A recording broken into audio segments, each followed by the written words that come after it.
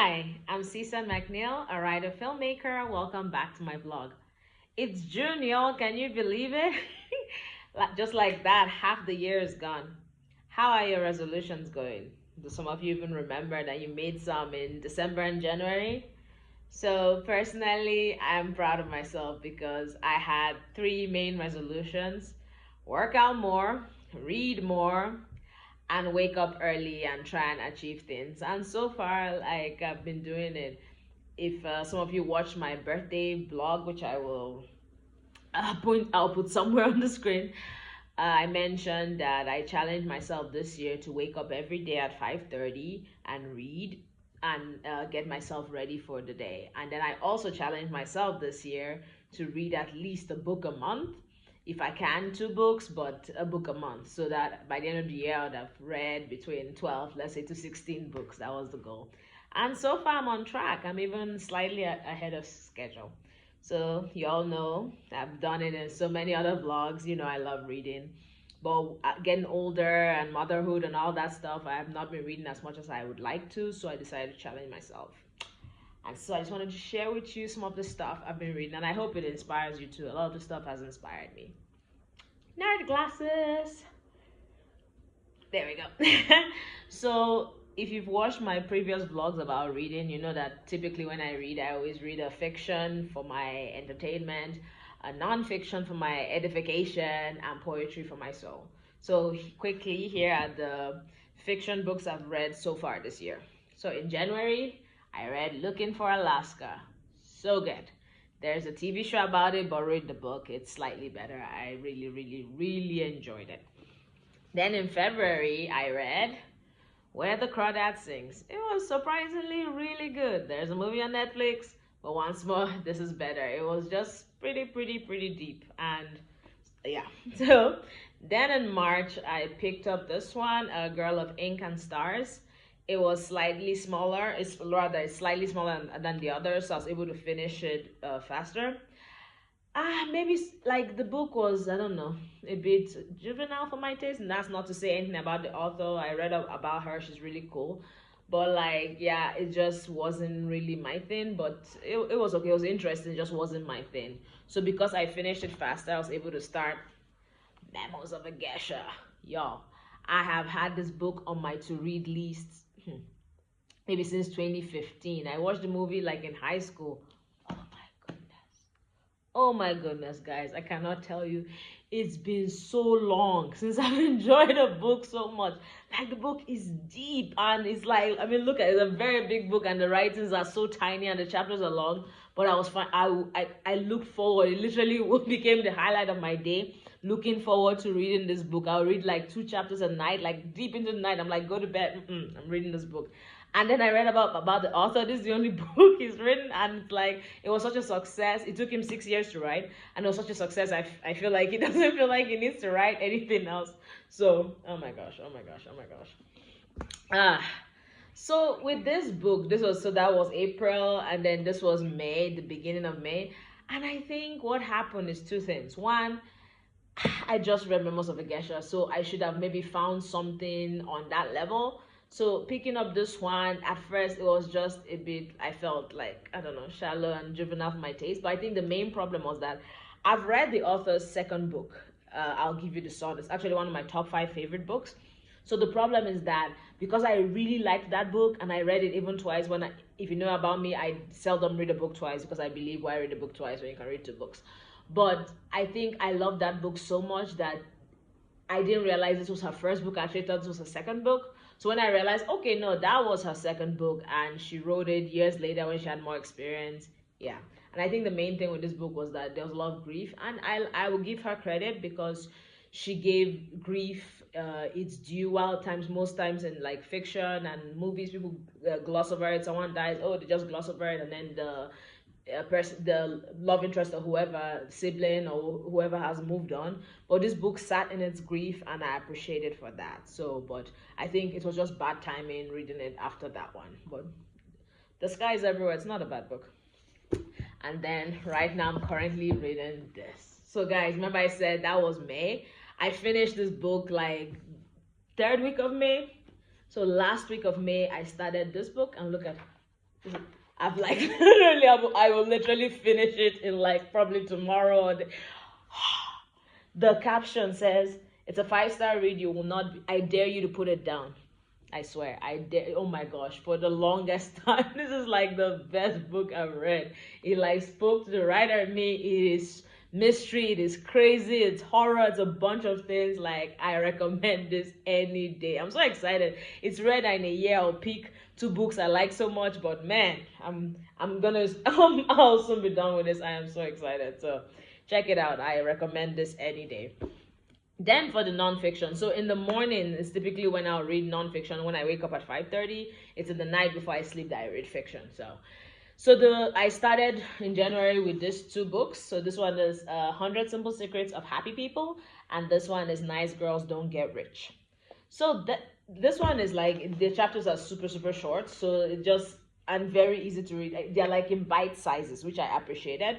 So I would read like three a day. It wasn't long, and this one too was not. The chapters were not that long, so I would read like two a day. But honestly, it was a good way to start the year, man, because I talked about finding your own rhythm in life and not being able to change certain situations. So just accepting the situations you find yourself in, and honestly, they helped me. And then also this one, because man, I don't know whether it's because we're ladies or whatever, we don't tend to think about money. And she breaks things down and made me think like part of why maybe I've not found enough financial success. So I will recommend it any day. It gives great advice that is simple to understand, and she breaks it down. She's really cool. I really enjoyed reading both of them around the same time. Then after that, I think I finished around February. Then beginning of March, I picked up this one, Mere Christianity. So fun by C.S. Lewis. So most people know him about, Chronicles of Narnia. I didn't even know he wrote nonfiction for the longest time. So this book I've actually wanted to read since I was in university because everybody read it at that time. There were certain classes that required it. I never did, but then I picked it up. So I didn't expect two things. One, that it would be so philosophical, and two, that it would be so interesting and engaging. Like I would find myself deep in the book, and I'm just like, man, C.S. Lewis, this book was written, I think I'll have to do research, but somewhere, definitely either in the 60s or 50s. It's an old book, but it is so modern in his thinking, in the way he relates, in the way he breaks down Christianity and what the faith requires. Like, even if you're a non-Christian, it will be interesting. Like, he is so deep, and I totally understood it. Some mornings I'll be like, okay, this is too much philosophy. I just woke up, I'm like barely comprehending. But then most times I'm like, I was surprised how fast I actually went through the book, because the book is dense, but it was wonderful. It was a really good read. Then literally beginning of, like, what am I saying, a week or two ago, then I picked up this one, which was is The Art of the Idea. So this book is also in bite sizes.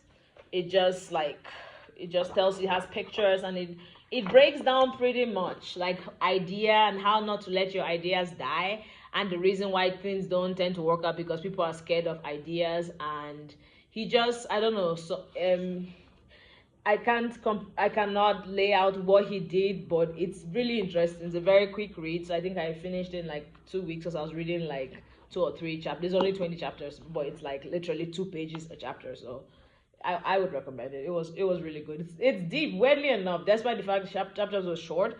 He covered a lot of ground in like few words, and I really, man, like, there was one particular thing I have to share, that one. I think it was in chapter 18.